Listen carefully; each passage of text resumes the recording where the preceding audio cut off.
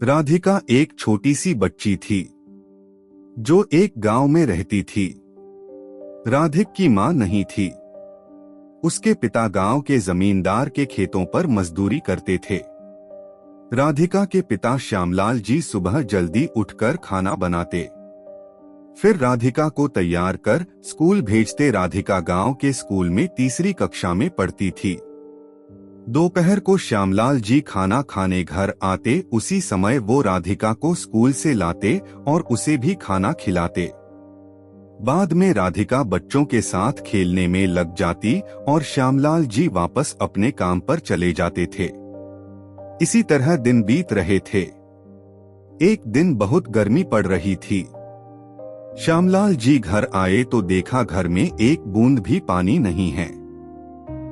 राधिका भी स्कूल से आकर पानी मांग रही थी। श्यामलाल जी ने कहा, बेटी मैं अभी पानी भर कर लाता हूँ। वे मटका लेकर पानी लेने कुएं की ओर चल देते हैं, लेकिन तेज गर्मी से उन्हें चक्कर आ जाते हैं और वे वहीं कुएं के पास गिर जाते हैं। गांव के कुछ लोग उन्हें उठाकर घर ले आते हैं। श्यामलाल जी के सिर से खून निकल रहा था, जिसे देखकर राधिक डर जाती है और रोने लगती है। श्यामलाल जी बेहोश थे। गांव के वैद्य जी को बुलाया जाता है। वे कहते हैं, बहुत गर्मी के कारण ये बहुत कमजोर हो गए हैं। वैद्य जी उनके सर पर पट्टी बांध देते हैं। वे बताते हैं कि रात तक उन्हें होश आ जाएगा। यह कहकर वे चले जाते हैं। गांव वाले भी उनके साथ वापस चले जाते हैं। राधिका अपने पिता की ऐसी हालत देखकर डर जाती है। उसे बहुत तेज प्यास भी लग रही थी, लेकिन अब उसे पानी पिलाने वाला कोई नहीं था। रोने के कारण उसे अधिक प्यास लगने लगती है। राधिका बाहर से पानी लाने की सोचती है। वह घर से बाहर निकलती है तो देखती है रात हो चुकी है। चारों ओर अंधेरा ही अंधेरा है। वह डर के मारे वापस घर में आ जाती है, लेकिन प्यास से उसका बुरा हाल था। श्यामलाल जी का घर था, उसके आसपास कोई घर भी नहीं था जिनसे मदद मांगी जाए। राधिका को लगा कि वह प्यास से मर जाएगी। इधर उसके पिता भी बेहोश पड़े थे। वह नन्ही सी बच्ची भगवान की तस्वीर के आगे बैठकर प्रार्थना करने लगती है, भगवान जी मेरे पिता को जल्दी से ठीक कर दो, जिससे वो मेरे लिए पानी लाकर दे सकें। धीरे धीरे समय बीत रहा था। अब प्यास के मारे राधिका बेहोश होने लगी थी।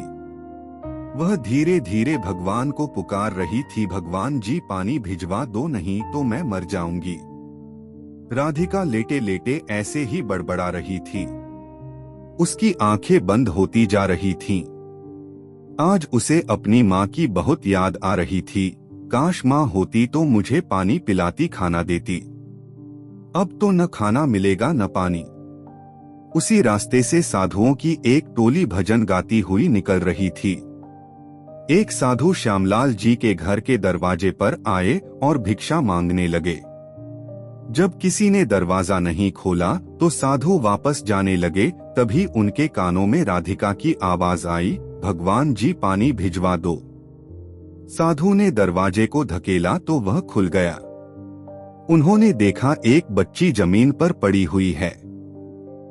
उन्होंने अन्य साधुओं को आवाज दी और अंदर आकर राधिका को पानी पिलाया।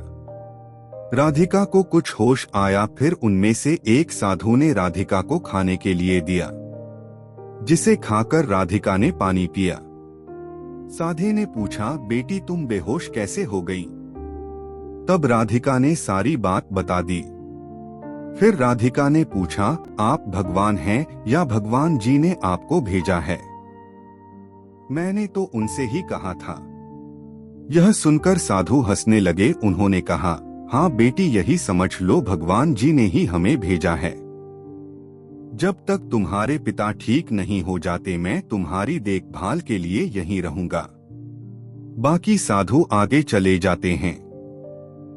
अगले दिन सुबह जब श्यामलाल जी को होश आता है तो वे साधु बाबा का धन्यवाद करते हैं कि उन्होंने उनकी बच्ची की जान बचाई। साधु बाबा कहते हैं, तुम्हारी बच्ची की सच्ची भावना के कारण ही हम यहाँ आ पाए। यह सब भगवान की कृपा है। यह लो, यह रख लो, जब तक यह तुम्हारे घर में रहेगा तुम्हें कोई परेशानी नहीं आएगी। यह कहकर साधु बाबा ने एक रुद्राक्ष श्यामलाल जी को दे दिया। इसके बाद साधु बाबा वहां से चले गए। श्यामलाल जी ने राधिका को गले से लगा लिया। बेटा, तेरी प्रार्थना भगवान ने सुन ली। अगर तुझे कुछ हो जाता तो मैं कभी अपने आप को माफ नहीं कर पाता। श्यामलाल जी ने साधु से मिला रुद्राक्ष पूजा के मंदिर में रख लिया। उसके बाद तो उनके दिन बदल गए। जमींदार ने श्यामलाल जी के काम से खुश होकर उन्हें थोड़ी सी जमीन दे दी, जिस पर वे खेती करने लगे। अच्छी फसल होने से वह दुगने दाम पर बिक गई। इसी तरह खेती करते करते उन्होंने ज्यादा जमीन खरीद ली। अब वे मजदूरों से काम करवाते और फसल को शहर में बेचते, जिससे अच्छा पैसा मिलता। फिर श्यामलाल जी ने बड़ा सा घर बना लिया, जिसमें कई नौकरानी रख ली जो राधिका की देखभाल करती थीं। इस तरह एक बच्ची की पानी की प्यास ने उन्हें जीवन का हर सुख दे दिया।